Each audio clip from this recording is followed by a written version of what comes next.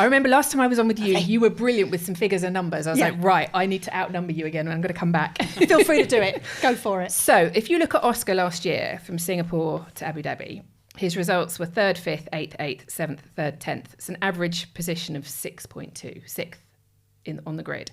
Lando was 1st, 4th, 2nd, 6th, 6th, 10th, 1st, which is an average of 4th, just over 4th on the grid. So these races are worse for Oscar traditionally. They were last year. Yeah. They are this year.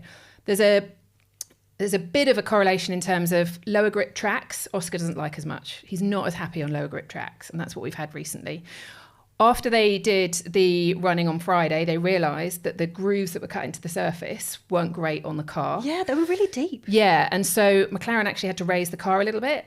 That meant he had less downforce. And Oscar wasn't as happy. He doesn't like the car moving around as much and sliding around as much, whereas Lando's a bit more comfortable at controlling that. Right. And so the conditions and everything that happened sort of lent more towards Lando across the weekend because of the surface conditions, because of the environment, because of so many different reasons. So when Oscar's already going into a race where it's not one of his best tracks and he knows it's going to be low grip and difficult, to then add that element into it, you can see why his performance went down.